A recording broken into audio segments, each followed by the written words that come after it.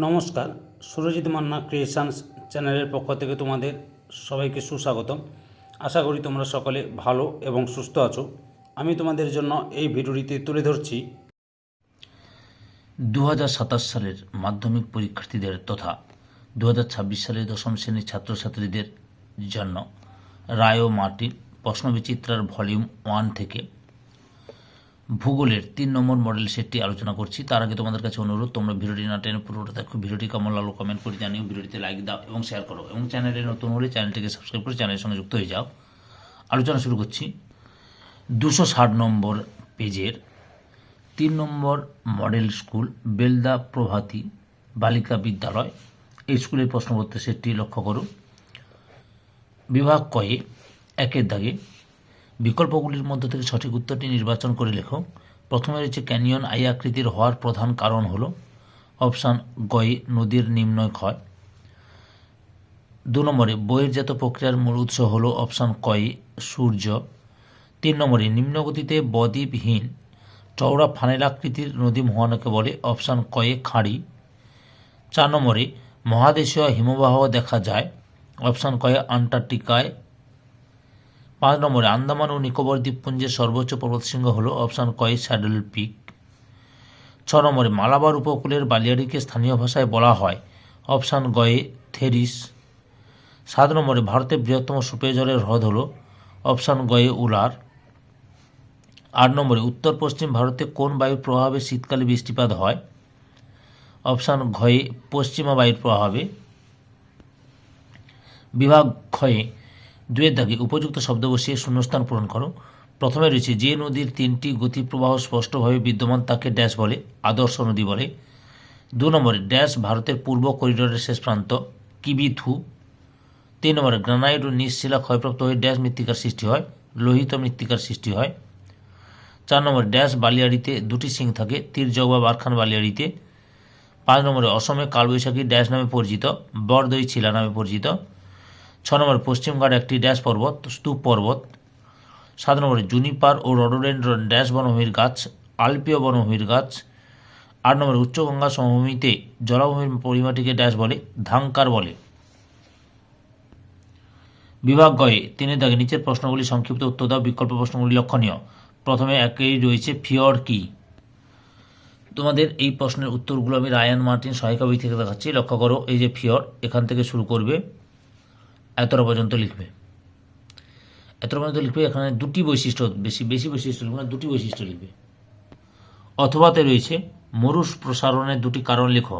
আচ্ছা, মরুভূমি প্রসারণের বা বিস্তারের কারণগুলি আমি সবগুলি দেখাচ্ছি, তোমরা যে কোনো 2টি লিখে নেবে।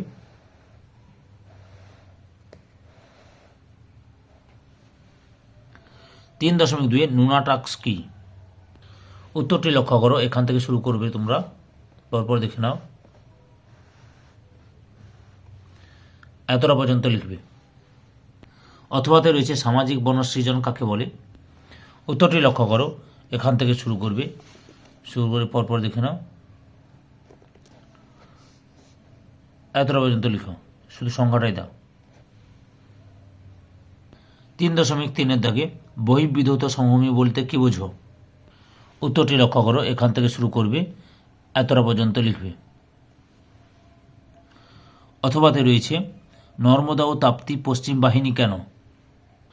উত্তরটি তোমরা এখান থেকে শুরু করবে, পরপর দেখে নাও,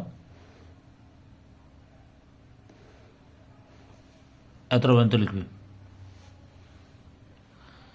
3.4 পূর্বাচল কি। উত্তরটি দেখো, এখান থেকে শুরু করে এতটা পর্যন্ত লিখবে। অথবা ম্যানগ্রোভ অরণ্যের 2টি বৈশিষ্ট্য লেখো। যে ম্যানগ্রোভ অরণ্যের 2টি বৈশিষ্ট্য, যে শ্বাসমূল, ঠেসমূল, অধিমূল, রসালকাণ্ড, শিরোহিত অরণ্য, জলে জঙ্কুদুকম, এতগুলো বৈশিষ্ট্য দেখালাম। দীর্ঘমূল রয়েছে, তার মধ্যে যে কোনো 2টি লিখবে। বিভাগ ঘয়ে 4 দাগে সংক্ষিপ্ত ব্যাখ্যামূলক উত্তর দাও। 4.1 ইয়ারদাং ও জিউগেনের মধ্যে 3টি পার্থক্য লেখো। উত্তরটি লক্ষ্য করো, মোট 8টি পার্থক্য তোমাদের সামনে তুলে ধরলাম, ঠিকঠাক লিখবে। অথবাতে রয়েছে নদী উপত্যকা ও হিমবাহ উপত্যকার মধ্যে পার্থক্য লেখো। পার্থক্যটি লক্ষ্য করো, মোট তোমাদের সামনে আমি 8টি পার্থক্য তুলে ধরছি। এর মধ্যে 3 থেকে 4টি পার্থক্য ভালোভাবে লিখে নেবে এবং সঙ্গে পড়েও নেবে। 4.2 মালনাদ ও ময়দান কি? আচ্ছা, 1.5 মার্কে করে মোট 3 নাম্বারে যেহেতু, তাহলে অর্থ লিখবে, সংজ্ঞা দেবে, বৈশিষ্ট্য দুটো দেবে। আর যেমন আচ্ছা বৈশিষ্ট্য দুটো দেবে। এবার ময়দান কি, অর্থ, সংজ্ঞা এবং বৈশিষ্ট্য দেবে দুটো। পারো যদি সবগুলো বৈশিষ্ট্য দিতে পারো যদি খুব ভালো হয়। অথবাতে রয়েছে ভারতের দ্বীপ অঞ্চলে 3টি গুরুত্ব লেখো। উত্তরটি লক্ষ্য করো, এখান থেকে শুরু করবে। 3টি গুরুত্ব লিখতে বলেছে, কিন্তু আমি তোমাদের সামনে 5টি গুরুত্ব তুলে ধরলাম। বিভাগ 5-এর দাগে নিচের প্রশ্নগুলি উত্তর দাও। প্রথমে রয়েছে মরুভূমি অঞ্চলের গড়ে ওঠা বালিয়াড়ির সচিত্র বিবরণ দাও। উত্তরটি তোমরা এখান থেকে শুরু করবে। বালিয়াড়ির অনেকগুলো শ্রেণীবিভাগ রয়েছে, সুন্দর করে দেখে নাও, ছবিগুলো দেওয়ার চেষ্টা করবে।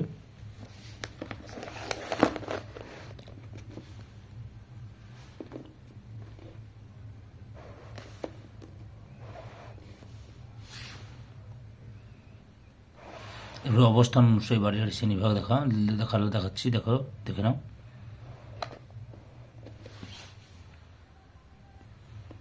এতটা পর্যন্ত লিখবে। অথবাতে রয়েছে নদীর ক্ষয় কার্যের ফলে সৃষ্ট 3টি ভূমিরূপের চিত্রসহ বর্ণনা দাও। এই প্রশ্নের উত্তরটি আমি আগেই লিখেছি। তোমাদের 3টি ভূমিরূপ লিখতে বলছিলাম, কী কী?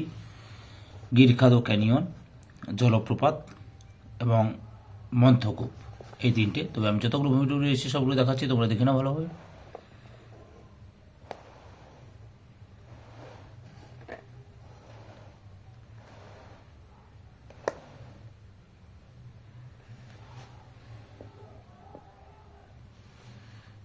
এত তো আছে। 5.2 ভারতের দাক্ষিণাত্য মালভূমির সচিত্র বিবরণ দাও। উত্তরটি লক্ষ্য করো, যে দাক্ষিণাত্যে মালভূমি, এখান থেকে শুরু করবে। পরপর দেখে নাও।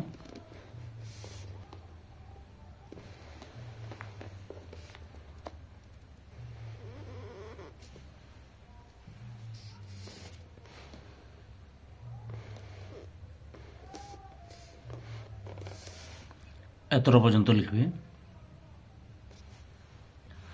অথবাতে রয়েছে ভারতের জলবায়ুর 5টি নিয়ন্ত্রক সম্বন্ধে লেখো। উত্তরটি দেখো, এই যে এখান থেকে শুরু করবে, যতগুলো রয়েছে ততগুলো লিখো। অর্থাৎ 5টি লিখতে বলেছে, 5টি লিখবে, কিন্তু আমি বইতে যতগুলো রয়েছে সবগুলো দেখাচ্ছি।